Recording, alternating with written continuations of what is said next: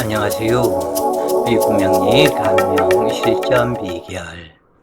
오늘 공부하실 내용은 합의되었다고 선인연이 되는 것은 아니다. 일반 사람들이 합의되어 있으면 좋다고 이야기를 하는데, 이 합은 좋을 수도 있고 안 좋을 수도 있다 그래요. 여러 번 이야기를 하지만 동전의 양면처럼 이 음과 양이 있다. 그래서 이 합도 기랍이 있는가 하면은 흉한 합이 있다 그래요.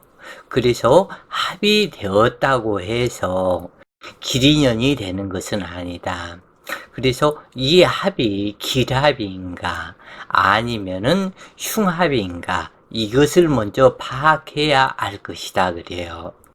명식을 살펴보면서 이야기를 해 나가시자고요. 먼저 여명사주에 보면은 두 개의 신금이 있고 일지유금이다. 신유일주로 또 다른 신금이 있고, 그리고 이 기토가 있다. 그런데 월지는 4월이지만 말만 4월이고 이 4월에 장마가 진 것과 같다. 그래서 두 개의 해수가 있고 계수가 있어서 이 음실 양어사주로 이 사화가 힘을 쓰지 못하는 그러한 상태인데, 더구나 해사충을 사유합으로 풀어줬다 그래요.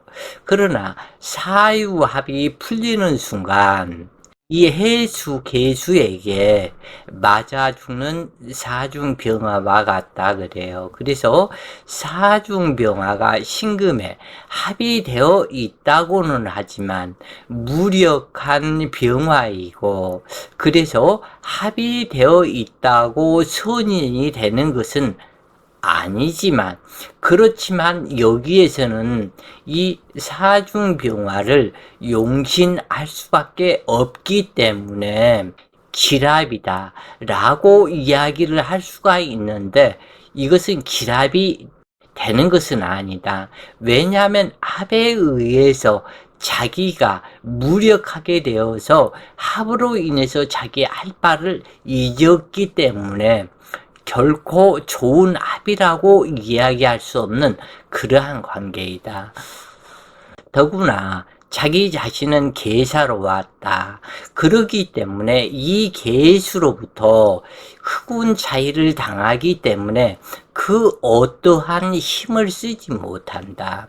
그리고 더더군다나 이 사중병화는 암합되어 있는 것이 많다. 신금과 유중신금이 또 있기 때문에 자기 자신의 합으로 인해서 자기 능력을 상실한 것과 같다. 그러면은 이 사주에서는 자식 낳고 이러한 어려운 점이 있을 것을 상징을 한다. 또한 이 사중병화는 투출하지 않았고, 이 사주에서는 사중무토는 투출하지 않았다. 차라리 무토가 투출을 해서 이 계수를 제압을 시켜줬으면 더더욱 좋았을 것인데, 물론 이 사주가 기토가 있어서 계수를 제어해주기 때문에 좋은 점이 있지만, 일간 신금으로 봤을 때는 좌우의 이 계수와 기토 만나는 것을 매우 꺼려한다. 즉 천간의 배열로 봤을 때 신금과 신금이 만나는 것을 꺼려하고, 기토 만나는 것을 꺼려하고, 계수 만나는 것을 꺼려한다. 신유일주로 와서 힘과 능력이 있어서 백의의 천사와 같은 그러한 모습이라 할지라도 주위 환경은 상당히 안 좋은 환경으로 이어져서 이 신금이 계수를 만나면 신금 보석이 녹쓰는 것과 같고, 보석에 이슬이 낀 것과 같고, 안개 속에 신금 보석과 같고, 기토는 계수를 만났기 때문에 갯벌땅이 되는데 갯벌땅의 딩부는 신금과 같아서 사실은 주위 환경이 이 신금을 이롭게 하는 곳이 아무것도 없다 그래요.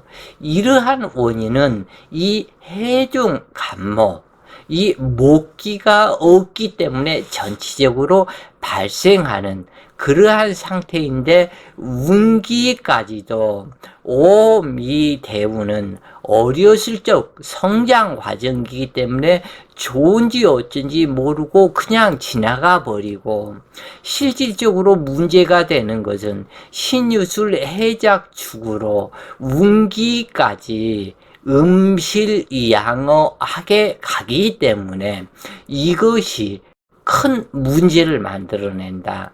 그래서 이사주의 선인연이 되는 것은 아니지만 이 남편이 극히 무력해져서 이혼하기도 그렇게 쉽지도 않고 이렇게 합의되면 이러한 상태에서 남편이 무력화 시켜버리기 때문에 이것은 안 좋은 합이다 라고 볼 수가 있겠다 그래요. 글을 읽어보면서 설명을 하시자고요.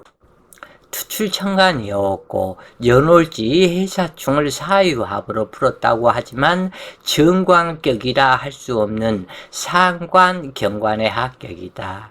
계수투관으로 이슬비 내리는 영상이며 기토투관으로 습토 생수의 갯볼 땅의 딩구는 신금 보석이 되었고 계수로 인해서 흙탕물이 튀긴 신금으로 망신살이 되니 일지 홍염살의 미모의 여인이라 할지 언정 하는 인마다 장애와 구설이 따르는 경이다.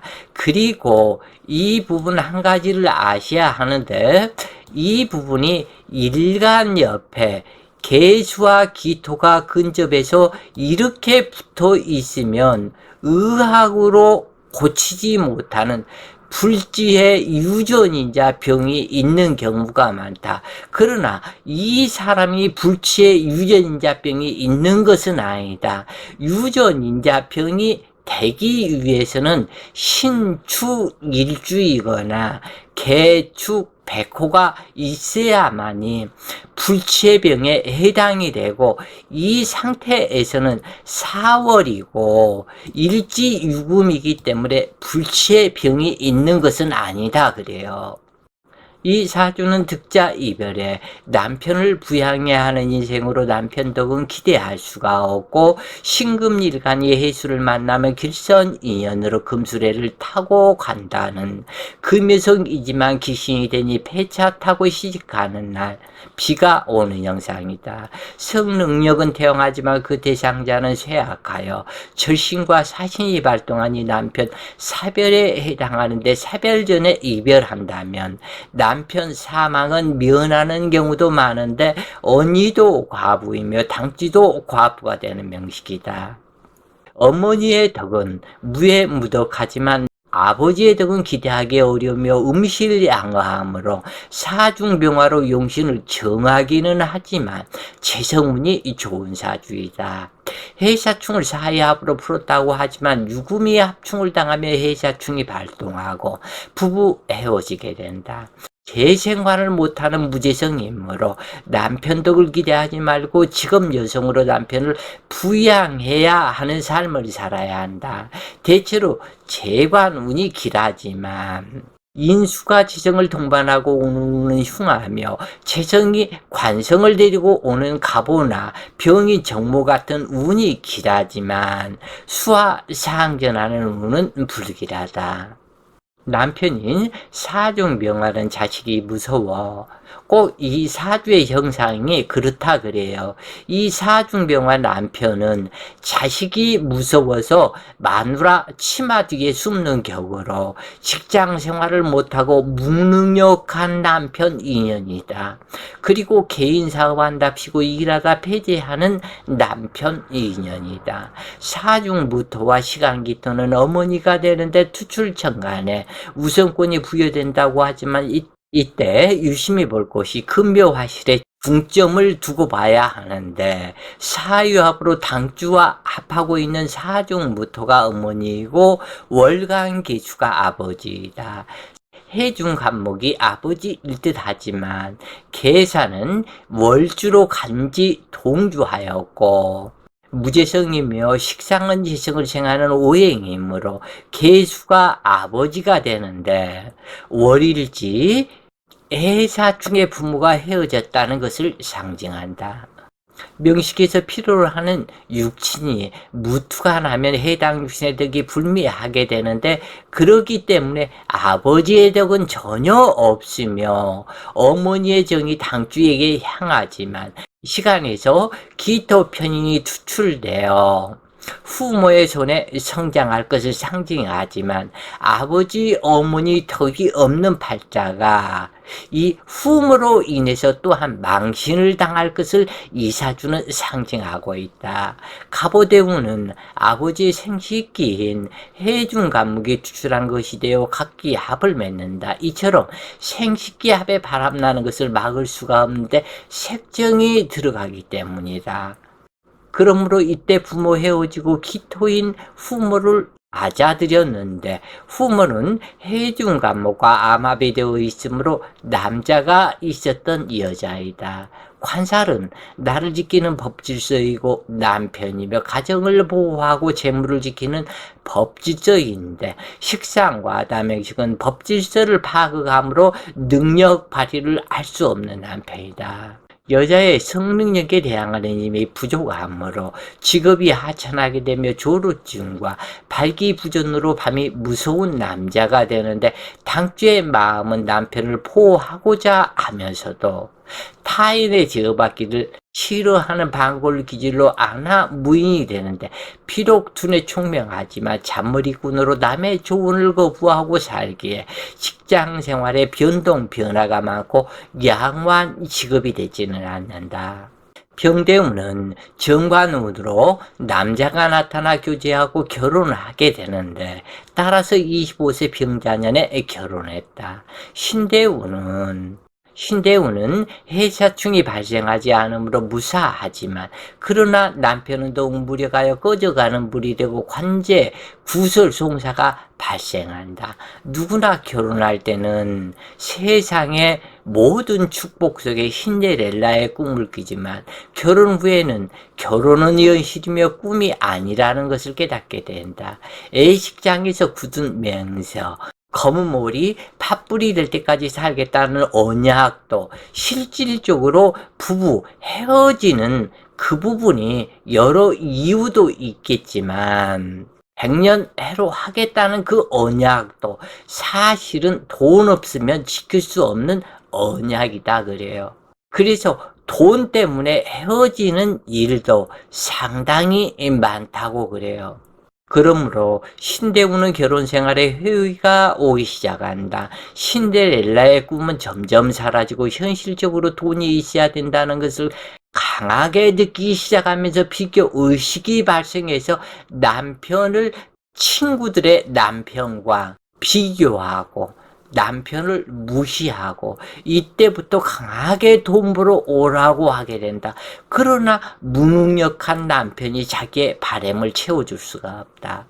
이 정유대운이 들어오고 이 정화 비겁과 식상이 태왕해지는 운으로 화기의 사지에 해당하여 꺼져가는 불이다. 그러나 남편은 정화 겁재의 힘을 믿고 공업사가 발생하게 되었다. 그래서 어떠한 사람과 일을 동업하게 되었는데, 정계칠살로 정하는 충고대의 힘을 못 주고 계수로부터 병화까지 흑운 차이를 당한다. 그러므로 능력 없는 남편이 되어 이혼 요구를 받게 된다.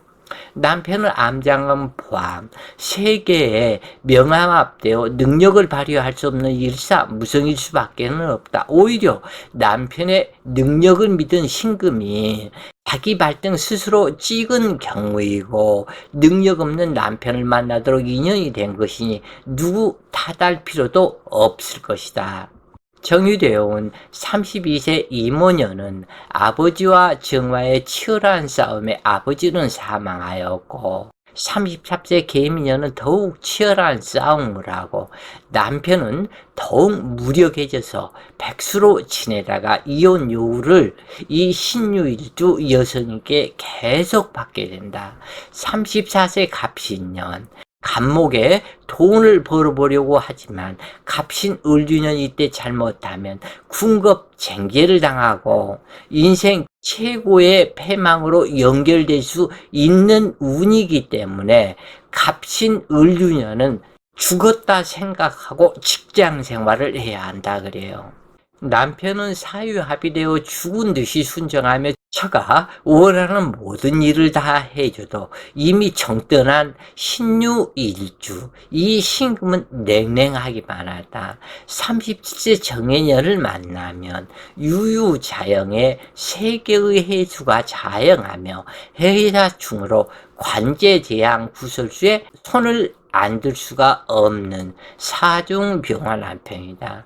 이처럼 너나 없이 운명의 해오리 속의 운기작용을 경험하며 우리는 모두 살고 있는데 대체로 40전에는 사주를 믿지 않고 있다가 고난 풍파를 당한 후에야 운명이 무섭다는 것을 깨닫게 되고 점점 철들어가는 인생의 변화를 가지게 되는데 인생다 노력한다고 해서 모두 이루어지는 것이 아니란 것만 알고 살면은 좋겠다 그래요. 그래서 자기 사주를 알게 되면 너나 없이 좀 더 겸손한 인생을 살게 된다. 필자의 개인사이기 때문에 이런 얘기를 해서는 안 되겠지만 강의를 하면서 그 부분을 얘기를 했을 것이다 그래요.